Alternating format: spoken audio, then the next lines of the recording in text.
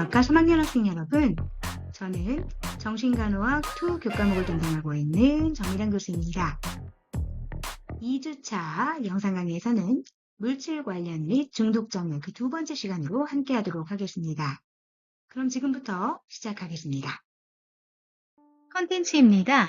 이번 시간에는 물질 관련 및 중독장애의 분류와 간호에 대해서 함께 학습하시겠습니다. 먼저 물질 관련 및 중독장애 분류에 대해서 확인해 보도록 하겠습니다. 임상적 특성에 대해서 살펴보겠습니다. DSM-5TR에 의하면 물질 관련 및 중독장애의 다음과 같은 분류 체계로 나눌 수가 있습니다. 그래서 알코올 관련 장애라든지 또는 카페인, 대마, 환각제, 흡입제, 아편계 관련 장애, 진정제나 수면제 또는 항불안제제와 관련된 그런 장애, 자극제 관련 장애, 담배 관련 장애, 기타 물질 관련 장애, 비물질 관련 장애로는 보통 이제 도박 장애를 나타내고 있습니다. 이런 식으로 이제 분류 체계가 나타날 수가 있고요. 실제 이 약물은 여러 가지 약물들이 있고 앞부분의 분류 체계에서도 확인을 했었지만 대표적인 것이 바로 진정 억제제입니다. 이 진정제라고 하는 것은 보통 뇌와 중추신경계의 활동을 늦추는 약물이다. 이렇게 봐주시면 되겠어요. 이거는 기분이나 이런 것 등 기분을 뭐 좋게 하고 이런 것과 관계가 없다라는 걸 알고 계시면 되겠습니다. 그렇지만 소량 사용하게 되면은 약간 행복감을 느낄 수가 있고 이완되는 그런 느낌을 가질 수가 있죠. 근데 더 많이 복용하면 수면, 깊은 수면이라든지 조절 장애에 문제가 생길 수가 있고 우울증이나 혼수 상태를 유발할 수 있고 심하면 호흡 억제를 통해서 사망에 이를 수도 있다. 대표적인 것이 알코올이라든지 벤조디아제핀, 아편 유사제제 이런 것들 헤로인, 모르핀, 코데인 합성 아편이죠. 그러니까 바비츄레이트라든지 또는 뭐 휘발성 물질 여러 가지 휘발유나 이런 것들이 있을 수가 있겠습니다. 자, 각성제 같은 경우에는 중추신경계 활동을 증가시키는 겁니다. 그래서 우리가 중추신경 자극제 이런 식으로 많이 부르죠. 그래서 신체의 어떤 각성 수준을 높이는 그런 역할을 하고 있습니다. 그래서 소량을 우리가 만약에 이렇게 흡수하거나 이렇게 섭취를 한다면 인식과 집중력을 좀 높일 수 있고 피로를 좀 줄일 수가 있지만 만약에 양이 과다라고 하면 과민성 또는 신경과민, 불면증 이런 것들이 발생할 수가 있고 독성 용량으로는 심장마비나 뇌졸중, 경련, 사망 이런 것들을 초래할 수가 있다라고 하는 거. 대표적인 약물이 바로 암페타민이다라고 볼 수가 있겠습니다. 그 이외에도 뭐 코카인이나 니코틴, 우리가 잘 알고 있는 카페인 이런 것들도 각성제로 볼 수가 있는 것이죠. 자, 환각제를 한번 보겠습니다. 대표적인 환각제가 바로 이 LSD입니다. 또는 멕시코 선인장으로 불리는 마스칼린이라고 하는 약제들도 있죠. 이런 것들이 이제 환각제인데 이 환각제는 진정제 및 각성제의 속성을 공유하는 특성을 가지고 있습니다. 그래서 인지적인 어떤 그런 부분이나 지각을 왜곡시키고 결과적으로 여러 가지 환각 증상에 시달릴 수 있게 유도하는 그런 약물이다. 이렇게 볼 수가 있겠습니다. 자, 기타로 이제 대마 같은 약물들이 있을 수 있겠죠. 이번에는 신종 향정신성 약물을 보겠습니다. 합성 대마라고도 불리는 합성 카나비노이드를 좀 보시면 이것은 자극 효과와 진정작용 모두를 갖게 되는 그런 약제다. 그래서 급성적으로 쓸 수 있을 때의 어떤 효과는 혼수나 섬액으로부터 나타나는 중추신경계 억제에 작용할 수가 있고요. 발작 위험도 증가시킬 수가 있고 또 하나 중요한 게 기존 검사, 보통은 우리가 소변 검사를 많이 하거든요. 거기에서는 탐지가 어려워. 이것을 이제 장기적으로 중독에 걸렸거나 복용하는 자를 확인하기가 많이 어렵다라고 볼 수가 있겠습니다.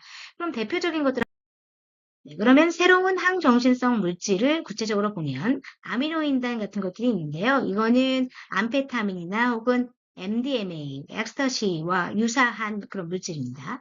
그래서 각성제와 유사한 중추신경계 활동을 생성해내는 물질이다라고 볼 수 있고요. 대표적인 것이 핑크 샴페인 같은 것들이 있습니다. 펜시클리딘계 물질인데 우리가 앞에서 나오진 않았지만 PCP라고 하는 게 굉장히 중요한 그쵸? 펜시클리딘이라고 하는 환각제가 있잖아요. 이것과 같은 중추신경계 자극제와 유사한 그러한 영향을 주게 됩니다. 대표적인 것이 케타민이 있습니다. 그 다음에 페네트라민 같은 것들은 암페타민이라든지 암페타민 변형 또는 환각제 변형이 포함되게 되는 그런 유사 영향들을 갖고 있습니다. 그래서 이러한 물질들은 중추신경계 자극제 또는 환각제로 이제 작용을 하고 있습니다. 대표적인 것이 마스칼린, 합성 유사제가 다 포함되어 있다. 이곳에 라고 볼 수 있고 여기에서 보시면 디히드로프란이라는 물질이 있죠. 플라이나 잠자리 이런 이름으로 불리게 되는데요. 이런 것들이 여기에 포함된다라고 볼 수가 있겠습니다. 그리고 피페라진이나 아까 우리가 얘기했던 합성 칸나비노이드 그리고 합성 카티논, 트리타민 같은 것들도 이제 포함되어 있다라고 보시면 되겠습니다. 네, 그럼 먼저 알코올 관련 장애에 대해서 살펴보겠습니다. 알코올이라고 하는 것은 중추신경 억제제입니다. 우리가 앞에서도 말씀드렸다시피 보통 가바 A 기능을 강화하고 글루탐산 경로를 억제하면서 뇌 활동을 전반적으로 이제 낮추는 그런 역할을 하고 있습니다. 그래서 아주 늦은 농도일 경우에는 뇌에 약간의 어떤 자극 효과를 주게 됩니다. 그래서 겉보기에 굉장히 어떻게 될까요? 말도 많아지고 기분이 올라간 것처럼 약간 자극되었기 때문에 그렇게 보이는 것처럼 나타나는 그런 탈 억제가 나타납니다. 이것은 초기에 보통 전두엽의 억제 회로가 먼저 눌리기 때문에 나타나는 것이죠. 하지만은 점점 고농도, 즉 높은 농도로 갈수록 인간의 사고나 감정, 행동의 조절을 통합하는 뇌부위를 억제하고 또 의식 저하를 일으키게 되고 그리고 신중하지 못하고 판단력이 흐려질 수가 있습니다. 그 외에도 운동실조라든지 시야장애, 말이 더 어눌해지는 그런 현상들이 두드러지게 됩니다. 이것이 이제 더 올라가면은 우리가 앞에서 얘기했던 이 의식저하 같은 현상들이 나타나고 또는 호흡 억제 같은 것들도 우리가 확인할 수가 있는 것이죠. 그래서 알코올 농도, 즉 혈중 알코올 농도라고 하는 BAC가 있어요. 그런 혈중 알코올 농도에 따른 임상 변화를 살펴보면은 보통 혈액 100ml당 혈중 알코올의 양에 따른 신체의 변화를 좀 볼 수가 있습니다.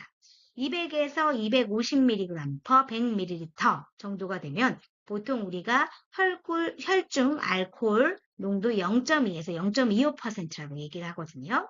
그래서 이때에는 운동실조, 수면, 그리고 사고 과정의 혼돈, 미세 운동 조절이 불가해서 이 섬세한 근육 조절이 어렵게 되는 것이죠. 그리고 언어 시야 장애 이런 것들이 나타날 수가 있고요. 그리고 100ml당 300mg이라고 하면 0.3%죠. 의식 상실이 일어날 수가 있습니다. 그래서 우리가 혼수 상태에 빠질 수도 있는 것이죠. 500mg 정도가 되면은 이제 호흡 저하가 이루어지면서 생명에 지장을 줄 수 있는 그런 용량이다. 라고 볼 수가 있는 것입니다. 물론 개인의 내성이나 체중, 성별, 복용 속도, 여러 가지 섭취에 따라서, 음식 섭취에 따라서 이런 상황들은 좀 달라질 수가 있지만 만약에 이런 알코올과 진정수면제 또는 오피오이드와 같은 아편제제 이런 것과 같이 동시에 사용했다. 그럼 굉장히 치명적인 상태를 나타낼 수 있다라고 볼 수가 있는 것입니다. 네, 이번에는 신체에 미치는 영향에 대해서 살펴보도록 하겠습니다. 자, 신경계에 대해서 먼저 알아보실 텐데요. 이 블랙아웃 현상은 단기 기억 상실입니다. 그래서 심한 알코올 섭취 후에 자주 나타나는 증상으로서 보통 장기간 과음하면 취중은 물론 평상시에도 사고나 어떤 판단력 이런 것들이 흐려지고 무슨 얘기했는지 잘 모르고 무슨 행동을 했는지 기억이 안 나는 경우가 있어요.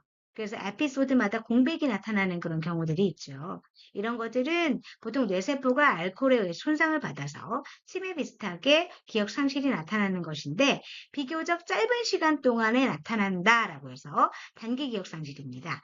그래서 보통은 우리가 24시간에서 48시간 이렇게 나타날 수도 있고요. 또는 길게 나타나면 일주일 정도까지도 이렇게 나타날 수 있는 그러한 것이다라고 볼 수가 있겠습니다. 그리고 우리가 또 중요하게 생각해야 되는 그런 부분들이 바로 이 두 가지 코르사코프 증후군이랑 그다음 베르니케 증후군입니다. 코르사코프 증후군이라고 하는 것은 장기간에 걸친 음주 이후에 보통 발생하게 됩니다. 그런데 이게 굉장히 중요한 것들 중에 하나가 뭐냐? 바로 바이타민 B 군, 즉, 뭐, 비티아민이라든지 또는 비타민 B1, 2, 엽산, 이런 것들이 부족해서 나타나게 되는 경우거든요. 그래서, 그것으로 인해서 주로 나타나는 게 뭐냐? 바로 기억장애입니다. 이 기억장애에 해당되는 부분들이 많이 나타나게 되는데 특징으로는 진압력에 해당되는 장애가 있을 수 있어요. 시간이나 장소 같은 경우. 그 다음에 기억 착오가 많이 나타날 수 있고 또 심하면은 말초신경장애가 있습니다. 그래서 굉장히 다리가 저린다든지 근력에 해당되는 부분들이 약화돼서 잘 못 걷는다든지 근육의 통증이나 감각 이상 같은 것들을 호소할 수가 있습니다. 그래서 특히 주로 하지에 많이 침범하기 때문에 걷는 거에 굉장히 특별한 그 주의가 요구된다라고 볼 수가 있겠죠. 걸을 때, 이동할 때 심한 통증이 있을 수가 있기 때문에 이런 대상자 같은 경우에 풋드롭 예방에 대한 간호가 이제 필수적으로 나타날 수가 있게 되는 것이죠. 그 다음에 이제 베르니케 증후군인데 이거 같은 경우에는 보통 코르사코프 증후군과 함께 더불어 나타나는 경우가 대부분이지만 단독으로도 발생합니다. 코르사코프 증후군은 보통 베르니케 뇌증 이후에 나타나게 되는 그런 증후군인 반면 베르니케 증후군이라고 하는 것은 보통 비타민 B1, 즉 티아민이 이렇게 결핍되어서 나타나는 그런 증후군이라고 볼 수가 있겠습니다. 그래서 운동실어증, 그리고 안마비, 우리가 보통 안구에 해당되는 부분에 마비도 있을 수 있고 안구 진탕증도 생길 수가 있고 이러한 안구 장애가 나타날 수 있고요. 그 외에도 뭐 창란 증상 같은 것들이 나타날 수가 있습니다. 그래서 이런 부분들을 아까 제가 말씀드린 대로 티아민이 결핍되어 있기 때문에 바이타민 B1을 경구적인 투여를 하게 되면 어느 정도 초기에 효과를 볼 수가 있게 되는 것이죠. 네, 다음으로는 간 담독계를 좀 보도록 하겠습니다. 자, 알코올의 영향으로 인해서 알코올성 간염이 생기는 거 뭐 다 아시죠? 그리고 상복부 통증, 또 발열도 많이 나타날 수 있고요. 황달 이런 것들도 같이 덩달아서 다가오게 됩니다. 우리가 보통 ASD와 ALT에 해당되는 비율을 봐도 다 높겠지만 ASD에 해당되는 비율이 이제 2배 정도 이제 높다라고 이제 알고 있고요. 그리고 간경변에 해당되는 부분, 즉 간경화증 이런 것들이 진행되면서 문맥의 고혈압, 복수 이런 것들도 차게 되고 정맥류도 나타날 수 있다라고 볼 수 있겠습니다. 자, 소화기계도 위염이나 소화불량, 오심, 구토, 팽만, 위궤양 이런 것들 많이 있죠. 뭐 위궤양만 있는 것도 아니고 십이지장궤양도 있을 수 있고요. 그리고 심하면은 이제 중요합병증이 췌장염이 있을 수 있다라고 하는 거.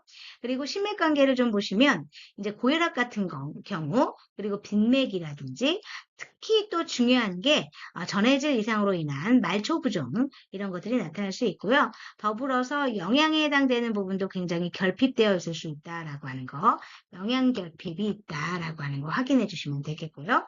장기적으로는 이제 부정맥까지 나타날 수 있다라고 보고 있으시면 되겠습니다. 자, 그 외에도 우리가 그 알코올 같은 경우에는 부정이라든지 전체적인 밸런스 메커니즘이요. 그리고 합리화, 이런 투사, 이런 것들의 방어 기제가 굉장히 많이 나타나게 됩니다. 그래서 이런 것들이 굉장히 흔하기 때문에 치료 동기 형성에 굉장히 큰 장애로 이런 것들이 작용하게 되고요.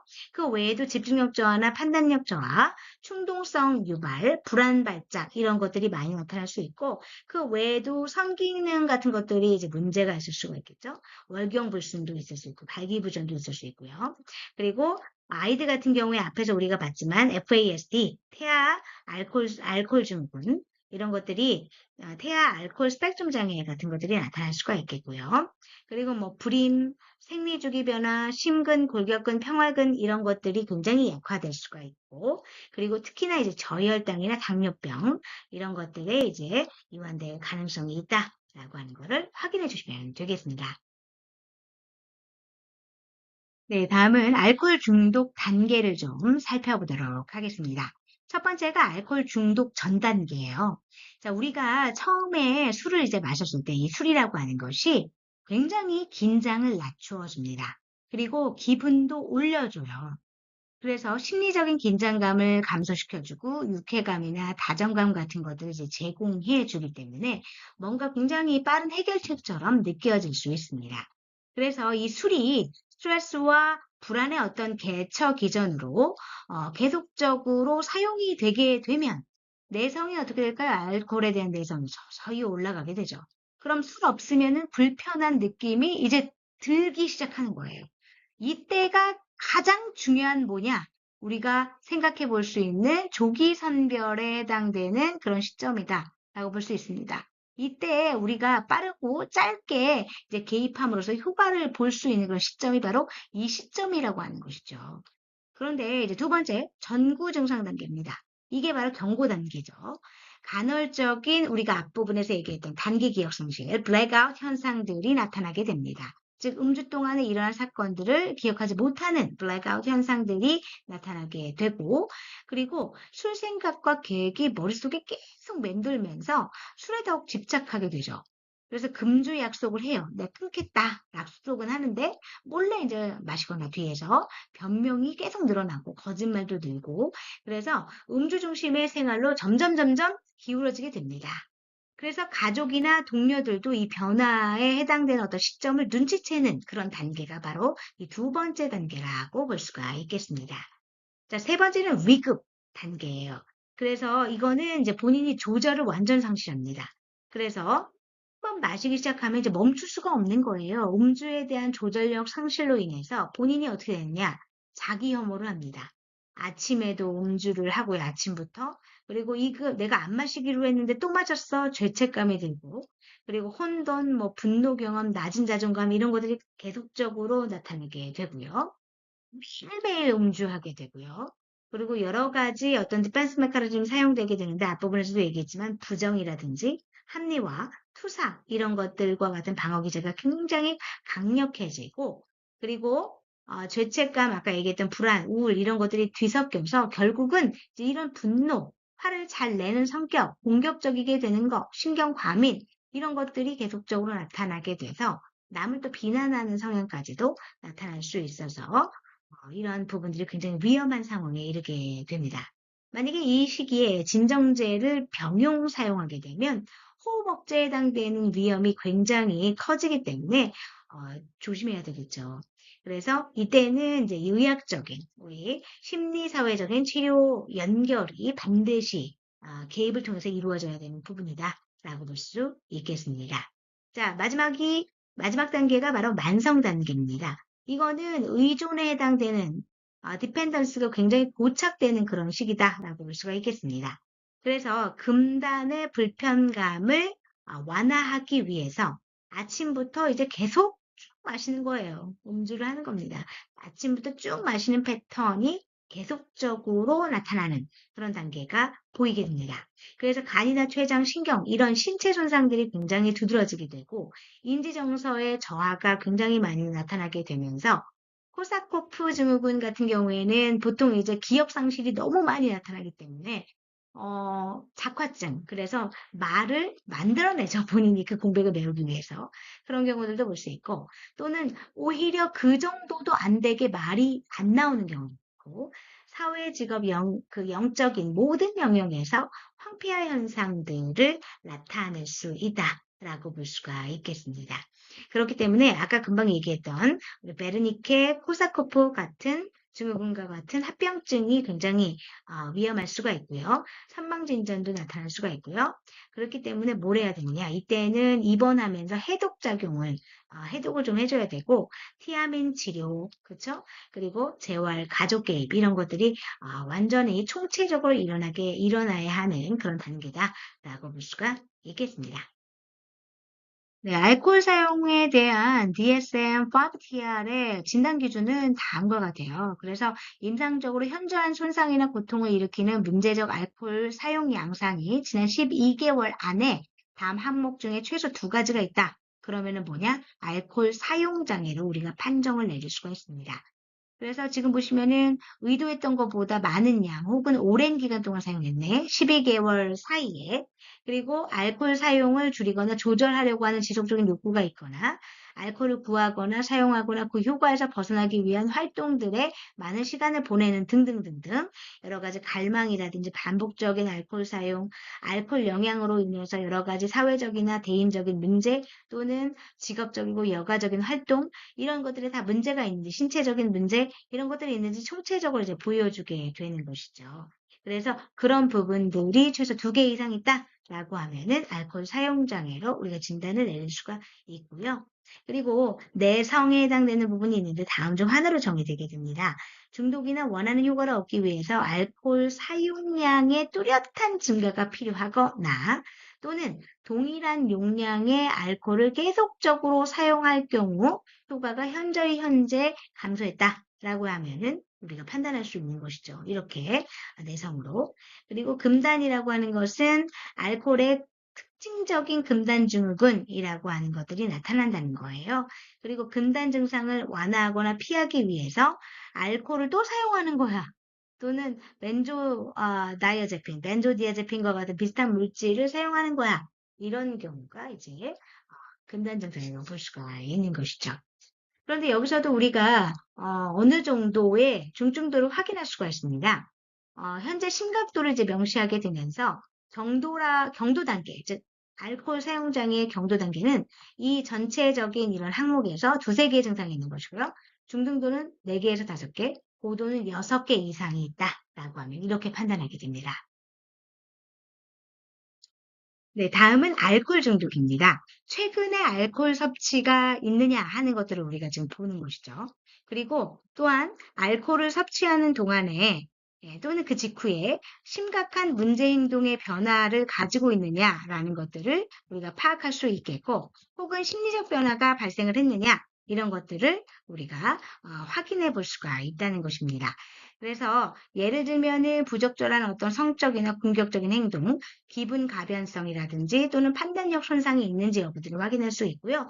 다음에 이 6가지 중에 1가지 이상의 어떤 징후가 있으면 우리가 알코올 중독이라고도 확인할 수 있는데 불분명한 언어, 운동 실조, 불안정한 보행, 안구진탕 또는 뭐 집중력 또는 기억력 손상 그리고 혼수혼미 이런 것들이 있을 수가 있겠습니다. 그 외에도 징후 증상에 해당되는 부분들이 다른 의학적인 상태에 인한 것이 아니라 다른 물질 중독을 포함한 다른 정신질환이 더 이상 설명되지 않을 때 우리가 이렇게 나타낼 수 있는 것이죠. 다음은 알코올 금단입니다. 자, 이것은 만성 알코올 중독자가 지속적인 과음을 하다가 갑자기 중단하거나 감량하는 경우에 나타나는 증상입니다. 그래서 중단한 이후에 4시간에서 12시간 이내에 시작을 해서요. 금주 후에 2일째 가장 심하고요. 5일 정도가 지나면 금단 증상이 이제 더 이상 그 전보다 강화되거나 하는 것은 없어요. 금단 증상이 거의 나타나지 않는다 라고 볼 수가 있어서 금주 후에 2일째가 가장 심하구나 이렇게 알 수 있겠습니다. 증상은 뭐 손이나 혀, 눈꺼풀 이런 거에 심하게 이렇게 떨리는 현상, 진전이 나타날 수 있고요. 오심구토나 또는 전신어약, 자율신경계 항진증 이런 것들이 나타날 수 있어요. 그래서 맥박이 계속적으로 상승한다든지 혈압이 올라간다든지 불안이나 우울, 수면장애 이런 것들을 또 동반할 수 있겠습니다.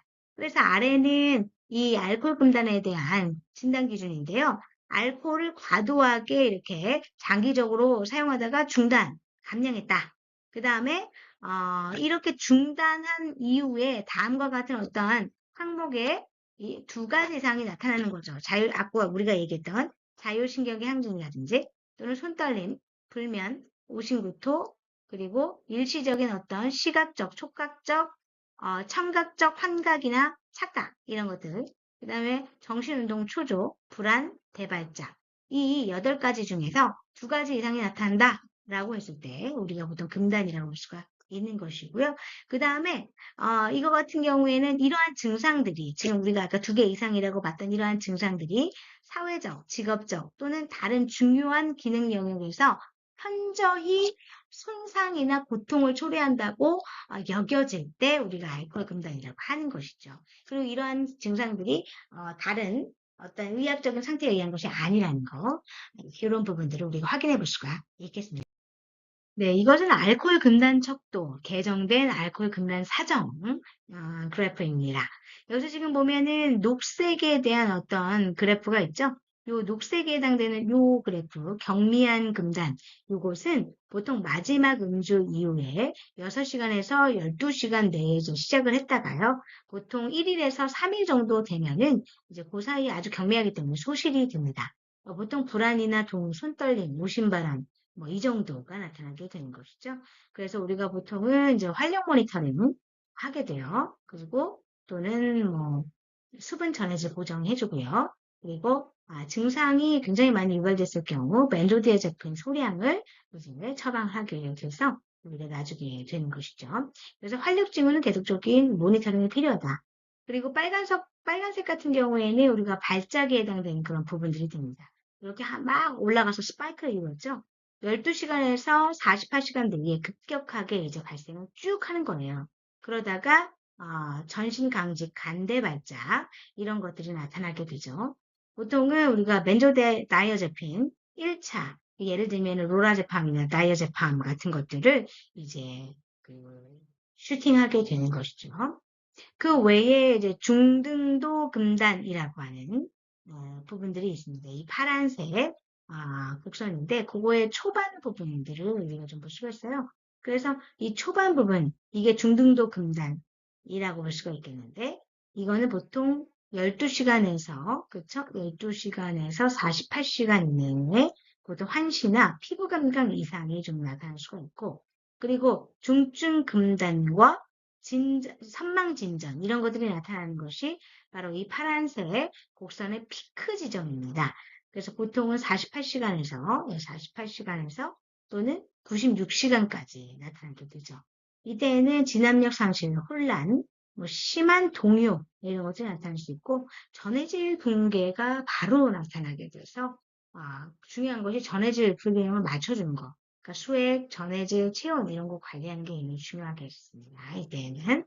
그래서 이렇게 좀 우리가 확인할 수가 있었어요. 그래서 쭉 보셨을 때 어떻습니까? 보통은 우리가 알코올 금단에 해당되는 부분들이 하루 내에 발작이 굉장히 위험하고요. 하루 내에서는 이제 발작이 굉장히 위험하고 그리고 2, 3일에 이러한 금단 증상이 굉장히 극심해지고 그다음 4, 5일 정도면 이제 거의 가라앉는구나. 이런 것들을 우리가 확인해 볼 수가 있었습니다. 네, 다음은 알코올로 유발된 정신질환입니다.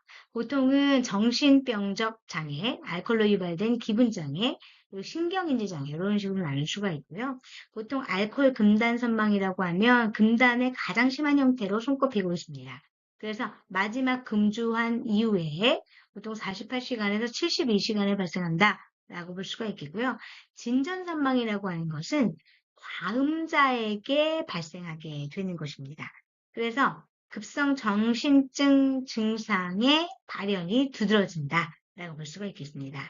알코올 중독자의 약 몇 프로? 5%가 이 알코올 금단 선망으로 보통 입원해 있고요. 알코올로 유발된 정신병적 장애에 해당되는 부분들은 보통 장기간 음주 후에 발생하게 되겠고요. 환청에 의한 위협감을 호소하는 것이 특징적이다라고 볼 수가 있겠습니다. 또 알코올로 유발된 신경인지 장애는 알코올 섭취로 인한 치매 증상이라든지 술을 중단한 후에 적어도 3일 이상 치매 증상이 나타나거나 또는 다른 원인에 의해서 치매를 제외했을 경우에 나타나게 된다라고 볼 수 있습니다. 이번에는 카페인에 대해서 좀 살펴보도록 하겠습니다. 이 카페인도 중추신경 자극제이지요. 커피나 차, 다양한 음료, 뭐 초콜릿이나 진통제, 감기, 두통약 이런 것에 포함되어 있는 중추신경 자극제인데요. 보통 혈액 내 카페인이 굉장히 고농도다. 이런 경우에 도파민이 활성화되어서 정신병적 증상이 악화되거나 또는 노르아드레날린 작용에 의해서 금단 증상 같은 것들이 나타나게 되는 것입니다. 그래서 우리가 카페인 중독이라고 하면은 굉장히 불안정하고 불안하고 불면, 잠을 잘 못 자고 정신운동이 흥분 상태에 계속 유지되는 그런 증상들을 보일 수 있게 되겠고요. 금단 증상이라고 하면은 이렇게 막 과용량으로 먹다가 끊었을 때 어떤 증상이 나타나느냐 이런 얘기죠. 두통이 있고 굉장히 피곤하고 불안하고 자극과민성이 있고 가벼운 어떤 우울 증상들이 나타날 수 있고 오신구토, 카페인에 대한 어떤 탐욕, 그렇죠. 갈망 이런 것들이 나타날 수 있죠. 그리고 근육통과 경직도 나타날 수가 있다라고 볼 수 있어요. 그래서 우리가 이런 카페인 중독이 있다라고 했을 때는 어떻게 치료하느냐? 카페인 함유 음료에 대한 섭취를 좀 제한할 필요가 있겠고요. 그리고 만약에 우리가 이걸 끊었을 때 금단 증상이 제일 많은 게 두통, 뭐 근육통 이런 것이거든요. 그래서 두통이나 근육통이 나타났다. 그럼 우리가 보통 아스피린을 복용하게 한다라는 걸 알고 계시면 되겠습니다. 이번에는 대마제제에 대해서 좀 살펴보도록 하겠습니다. 자, we did not stop to hold, 뭐 예를 들면 grass, party 이런 것들과 같은 이런 말들이 대마의 속어들입니다. 그래서 기본적으로 이런 대마제제는 THC라고 하는 그런 주성분이 있는데 이 성분이 CB1이라고 하는 수용체 부분작용제로 작용해서 지각이나 기분, 운동 조절의 형태를 바꾸게 됩니다. 만약에 이걸 소량 사용하게 되면은 굉장히 편안하고 다행감이 느껴지고 시간 감각이 느려지면서 편안한 느낌이 듭니다. 그렇지만은 이걸 만약에 다량 사용을 했다라고 하면은 굉장히 이제 선망 증상이라든지 불안, 공황, 편집적인 어떤 사고, 그리고 이인증, 비현실감 이런 것과 같은 정신병 상태가 유발된다. 이렇게 볼 수가 있겠고요. 그 외에도 갈증이나 결막 충혈, 식욕 증가 이런 것들이 나타나게 됩니다. 그래서 급성 중독 증상이라고 하면은 우리가 보통 갈증이나 공복감 때문에 과식을 많이 하게 돼요. 식욕도 증가하게 되고요. 그리고 인격 변화도 일어나게 되고 특히 목표 추구 행위가 감소하는 이 무동기 증후군 같은 것들도 이러한 양상이 관찰된다라고 볼 수 있겠습니다. 이제 두 번째는 마리화나. 우리가 한 번쯤은 들어볼 것 같아요. 이 마리화나를요. 마리화나라고 하는 것은 운동 조절 장애 또는 고양된 기분, 불안이나 시간이 느리게 지나가는 느낌. 그렇죠? 아까 우리 위에서도 얘기했지만 판단력 장애 이런 것들이 주로 많이 나타나게 됩니다.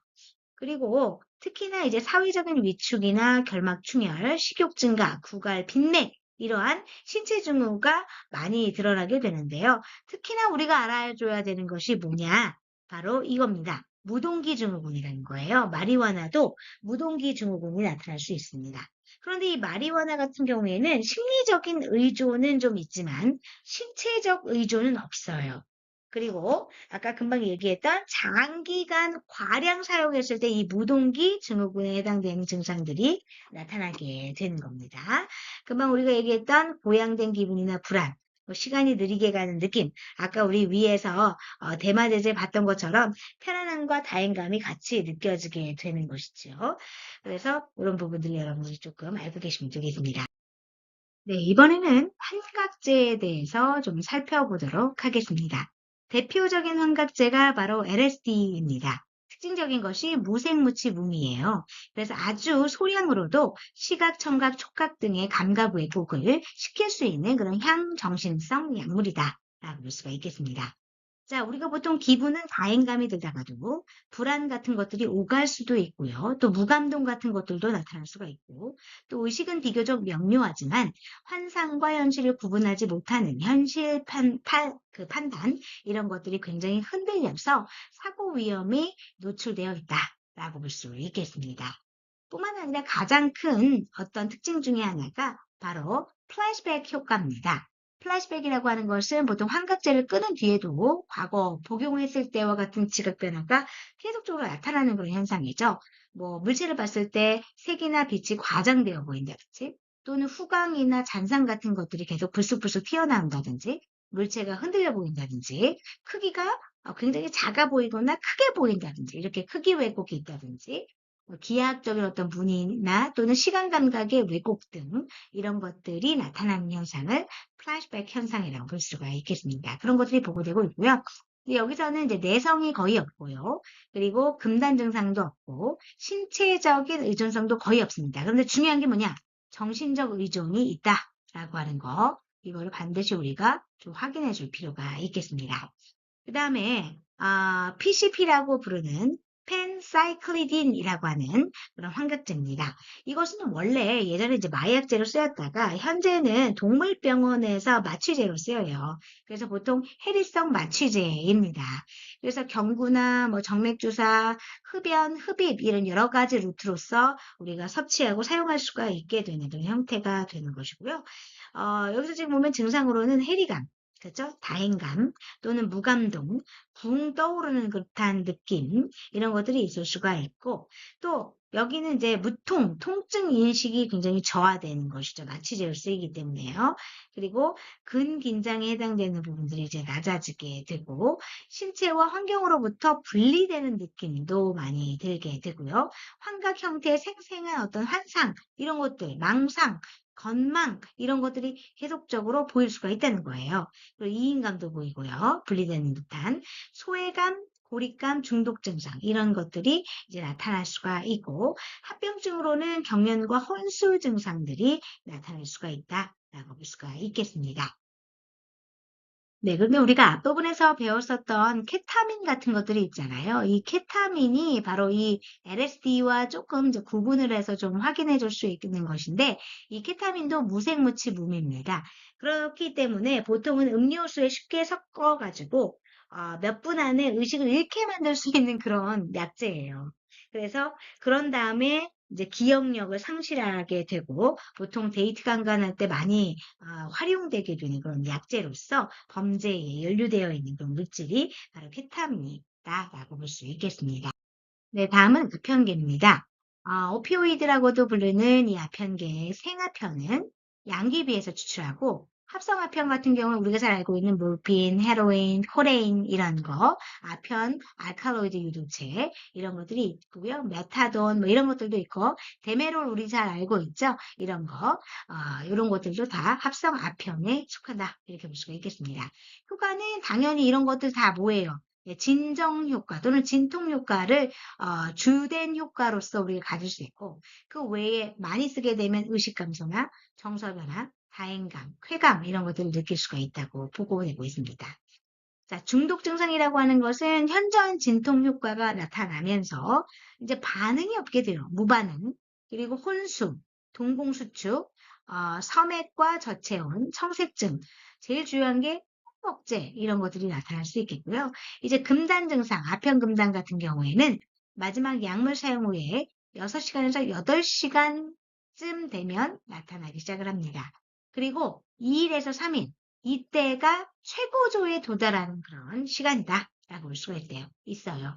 이때의 증상, 금단 증상으로는 심한 근경련이 나타나고요. 복부경련, 설사 동반 구토, 발한, 뭐 예를 들면 눈물, 콧물 이런 것들 다 쏟게 되고 동공 확대, 그리고 고혈압, 빈맥, 체온에 해당되는 부분이 잘 조절이 안 되죠. 특히 이제 저체온 같은 것들이 많이 나타날 수 있고요. 그래서 이러한 금단 증상을 억제하기 위해서 우리가 주는 게 뭐냐? 이제 메타돈도 아까 합성 마약이라고 했는데 이 부분들로 치료를 하는 겁니다. 그래서 아편 중독자들에게 메타돈 치료를 하루에 20에서 80mg 정도 투여하는 것으로 치료를 하고 있다라고 하는 거 알고 계시면 되겠습니다. 특히 이 아편계에서 우리가 딱 봤을 때 알 수 있는 것들은 사지에 바늘 자국이 많이 있을 수가 있어요. 주사 바늘 자국이죠. 이런 것들이 확인되면 아편을 사용하고 있구나. 이렇게 우리가 확인할 수 있는 부분이 있겠습니다. 다음으로는 진정수면제입니다. 이것도 마찬가지로 중추신경 억제제인데요. 진정수면 효과가 굉장히 크고 내성이 굉장히 강한 특성을 가지고 있다. 그리고 신체적, 심리적 의존성이 굉장히 심화되어 있는 것이 바로 이 진정수면제입니다. 대표적인 게 바로 바비추레이트예요. 아까 우리가 얘기했지만 내성이 가장 심한 약물 중에 하나였죠. 그래서 수면제나 진정제, 항경련제로 이제 많이 사용을 하고 있는데 루트는 보통 경구나 정맥주사 방법을 이용합니다. 가벼운 중독 증상이라고 하면은 행동이 굉장히 느려지는 거예요. 그리고 또 정서적인 어떤 불안정성, 그리고 공격적인 충동성, 말투도 느려지게 되고요. 사고장애나 판단장애, 판단은 현실 판단이 잘 안 되는 것이죠. 그리고 과량 만약에 사용했다. 그리고 나서 혼수 상태가 나타날 수 있고요. 호흡마비, 심맥관계 부전, 즉 부정맥으로 사망할 수도 있겠습니다. 그 다음에 벤조디아제핀이라고 하는 것은요. 바비츄레이트의 이 치료적 대용제로 사용하게 되는 그런 약제다라고 볼 수가 있겠습니다. 그래서 진정, 중추신경 억제 효과를 가지게 되고요. 대표적인 게 뭐냐면은 나이아제팜, 디아제팜, 바리움이라고 하는 것이죠. 빠르게 흡수되고 기분을 약간 좋게 하는, 다행감을 느끼게 하는 그런 약제다라고 볼 수 있겠습니다. 자, 여기서 지금 보면 이게 바로 벤조다이아제핀의 어떤 금단의 단계에 따른 심리적인 증상과 신체적인 증상을 나타내 준 것입니다. 아까 우리가 얘기했듯이 이런 진정수면제 같은 경우에는 전체적으로 내성도 굉장히 강화되어 있고 심리적인 의존, 신체적인 의존이 굉장히 강화되어 있다는 걸 볼 수가 있어요. 중독적인 어떤 단계다라고 하면 심리적인 증상으로는 졸리고 이완되고 신체적인 증상은 뭐 진정각성, 집중력이 약간 감소되는 듯한 그런 증상들이 보이겠지만 급성 금단 증상, 이제 끊었을 때는 불안하고 공황 발작이 오고 그다음에 우울, 불면, 기억력에 해당되는 부분들이 저하되고 이제 공격적인 분노 같은 것들이 나타날 수 있고 과민성이나 지각장애 같은 것들이 나타날 수 있죠. 신체적인 증상도 초조하고 떨리고 두통이 있고 오심구토, 설사, 변비, 두근거림 뭐 이런 증상들이 나타날 수 있습니다. 만성금단 같은 경우에는 거의 유사하지만 여기서도 안절부절 못하고 집중력이 저하되고 기억력이 저하되어 있는 그런 부분들을 볼 수가 있겠습니다. 금단의 잠재적인 합병증은 이제 환각, 일시적으로 환각이 나타날 수 있다는 거고, 그다음에 산만과 정신증이 동반된다는 것이에요. 그래서 보통 신체적인 증상은 금단 발작이 이제 주요하게 나타날 수 있는데, 모두 다 그런 건 아니고, 환자의 약 1에서 2% 정도다라고 볼 수 있겠습니다. 다음은 암페타민입니다. 이거는 중추신경 자극제예요. 보통 우리가 메스암페타민이라고 하는데 이 약제는 뭐냐? 살 빼는 약, 잠이 오지 않는 약 이런 것으로 많이 복용하고 있습니다. 그래서 밤늦게까지 공부해야 되는 수험생들에게 이런 메스암페타민 옛날에 많이 이제 처방받아서 복용을 많이 했었죠. 이 약 같은 경우에는 각성을 높이고 에너지를 증가시키기 때문입니다. 그래서 심리적 의존성이 굉장히 강한 약으로 알려져 있어요. 암페타민 같은 경우에는 우리가 아시는 분도 계시겠지만 수면 발작, 특히 기면증의 어떤 치료제로 또 ADHD 특정 비만 치료제로 FDA 승인을 받은 그런 약물이에요. 그러다 보니까 이제 이러한 케이스 적응증에만 주로 사용을 해야 되죠. 그런데 과량을 만약에 이때 투여를 했다라고 하면 탈진 증상들이 나타나게 되고요. 식욕감퇴, 우울, 안절부절 못하고 무력감이나 금단 증상 같은 것들이 이제 나타나게 됩니다. 그래서 살도 많이 빠져요. 식욕감퇴가 일어나기 때문에. 의존 증상도 아까 얘기했지만 심리적인 의존 증상도 너무 크고요.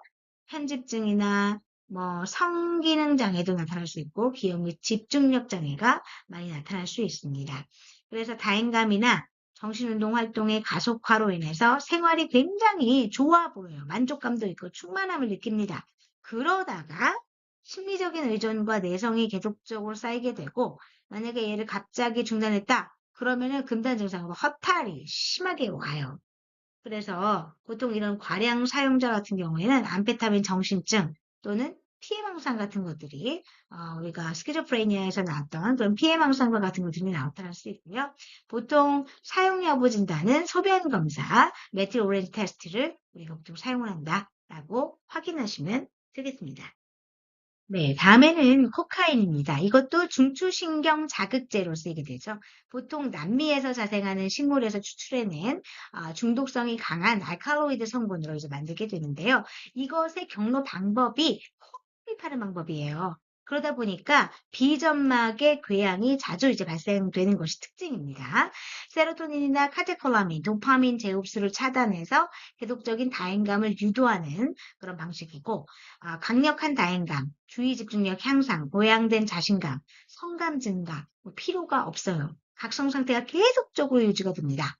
그래서 이런 부분들 때문에 코카인을 많이 사용하게 되는 것이고 꾸준히 사용하게 되면 어떻게 되느냐? 선망 증상, 피해망상, 그리고 제일 많이 나타나는 게 바로 코카인 버그예요. 이게 뭐냐? 내 피부 위에 벌레가 기어가는 것과 같은 환촉이 느껴지게 되는 거예요. 이거를 우리가 코카인 버그라고 합니다. 이런 증상이 뚜렷하게 나타날 수 있고요. 그리고 또한 중독 증상으로 심한 불안감과 초조, 공격성이 나타나게 되는데 살이 충동이 느껴진다고요. 충동적인 성적 활동과 조증 흥분 같은 것들이 이제 중독 증상으로 손꼽히는 증상이다라고 볼 수 있겠습니다. 흡입제 같은 경우에는 주로 약물로 취급하지 않는 각종 휘발성 물질 이런 것들이 있는데요. 이것도 마찬가지로 중추신경 억제제로 우리가 사용되고 있습니다. 주로 이제 청소년들이 값도 싸고 접근하기 용이하기 때문에 많이 사용하게 되는데요. 접착제나 뭐 아세톤이나 가솔린, 페인트, 뭐 에테르 이런 것과 같은 화학 물질을 코나 입으로 흡입해서 황호감이나 환각을 유발할 수 있는 그런 제제다라고 볼 수 있겠습니다. 특히나 이제 청소년이 자주 사용하는 약물 중에 입 주위에 이제 마심으로 인해서 입 주위에 가피가 생기고 콧물이 막 흐르는 그런 증상들이 나타나는 약물은 뭐냐라고 했을 때 이제 가솔린이 대표적이다라고 볼 수가 있는 것이죠. 네, 마지막으로 도박 중독에 대해서 살펴보겠습니다. 역학적으로 보시면은 유병률이 전체 인구의 약 1에서 3%, 평생 유병률이 약 1에서 3%, 치료받는 환자 중에 약 20%가 자살을 시도할 정도로 이런 자살 시도율이 높습니다. 강호 기자는 부정이에요. 자신이 잃은 돈을 충분히 찾을 수 있다는 생각으로 계속적으로 베팅하고 하는 것이죠. 근거 없는 자신감으로 인해서 현재 상황을 부정하기도 합니다. 정신치료 당연히 받아야 되고 약물치료 같은 경우에는 항우울제, SSRI 같은 것들을 많이 처방하게 되고요. 인지행동 그리고 단도박이라고 하는 자조 모임 같은 것들을 통해서 본인과 유사한 그런 그 도박 생활을 하고 있었던 대상자들과 함께 이제 만나면서 모임을 치료를 같이 이제 병행해서 받게 되는 그런 모임이 되겠습니다. 네, 다음은 중독의 영향 요인입니다. 우리가 앞서서 물질 관련 및 중독장애 원인에 대해서 살펴봤었잖아요. 그때도 뭐 나왔지만 유전, 환경, 뭐 사회적인 요인, 청소년기의 내발달 이런 것 등이 이 중독의 영향 요인과 밀접한 관련을 갖는다라고 볼 수가 있겠습니다. 그래서 주로 이제 청소년 같은 경우에는 사회적 고립이나 친구와의 문제 이런 것들이 굉장히 중요한 시점이고요. 또 낮은 학업 성취도, 가족 문제, 열악한 애착관계 형성, 단순한 호기심 이런 여러 가지 사유로 인해서 중독에 빠져들 수 있게 되는 그런 부분들이 있습니다. 근데 이제 노년기 때에는 보통 알코올 사용 장애가 증가할 수 있는데 이제 일을 하다가 이제 은퇴를 했어요. 굉장히 상실되죠. 또 배우자가 죽었어요. 그러면 굉장히 배우자 없는 그런 부분들에 대한 공백과 상실이 있겠죠. 그리고 노화로 인해서 일상생활이 어렵다라고 했을 때 굉장히 소외감이 많이 들겠죠. 그래서 이럴 때 알코올을 많이 이제 접하게 되는 그런 부분들이 있게 됩니다. 또 만성 통증에 시달리시는 분들은 이 통증 잊으려고 술 드시기도 하시죠. 이런 부분이 있다. 그럼 물질별 금단 양상을 좀 살펴보도록 하겠습니다. 알코올 같은 경우에는 이제 보통은 6에서 24시간, 즉 1일 이내에 나타나게 되고요. 그다음에 니코틴은 24시간 이내, 대만도 24시간, 벤조다이아제핀은 1에서 10일, 그다음에 6시간에서 12시간 아편유, 헤로인이 특별히 그렇습니다.